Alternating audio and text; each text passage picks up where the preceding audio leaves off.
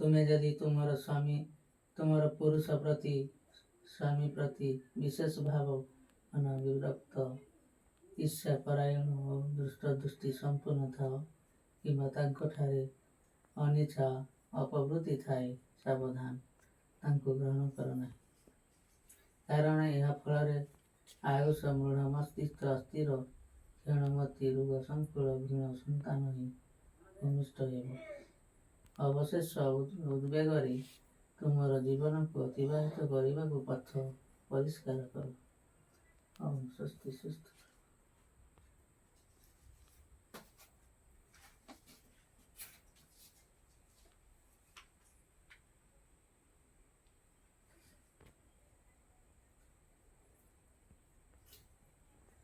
ସେ ପ୍ରାଚୀ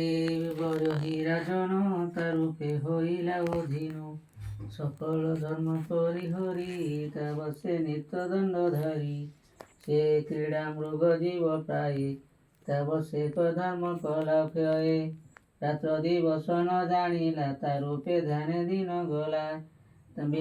তা বিনা আজ্ঞারে রাজন ন করে অনকর্ম মান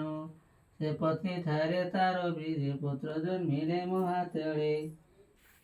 ମହିତଳେ ସେ 10 ପୁତ୍ର ଆତ୍ମା ଏକ 10 ସୁନ୍ଦର ଶୋଭିଲେ ବେକମ୍ ସମ ଆକୃତି ରୂପ ବେଶ ଏକଇ ନାନା ପ୍ରତିଦୋଷ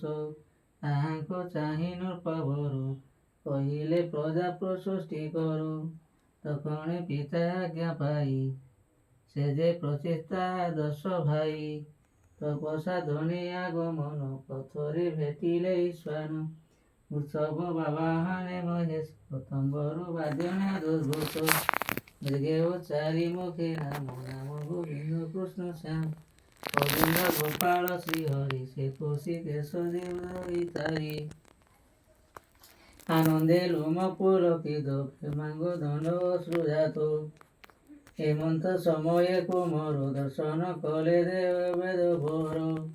ଭେଟିଲେ ପୂର୍ବ ପୁଣ୍ୟ ଫଳେ ଜାନାମ ଧରି ଅନ୍ତ ଗାଳି ରାଣୀ ତରନ୍ତି ଅଜ୍ଞାନବ ସେ ସର୍ବଦେବଙ୍କୁ ଦୁର୍ଲଭ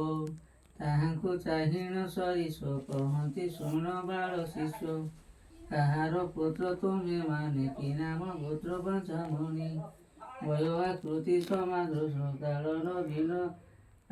ସେ ଦୋଷ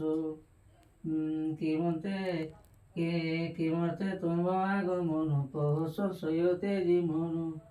ସେ ଦେବ ବାକ୍ୟ ସମାଧର ଅମୃତ ଜିଣି ସୁଧା କରୁ ଶୁଣି ପ୍ରଚିତା 10 ଭାଇ କହନ୍ତି ଶିରେ କର ଦେଇ ଶୁଣି ମା ପ୍ରଭୁ ଦେବ ଈଶ ପ୍ରଚିତା ନାମ ଆମ୍ଭେ 10 ପ୍ରାଚୀନ ଘର ଅଧିପତି ତା ବିଦେ ଆମ ଉଚ୍ଚତ ভূতপতি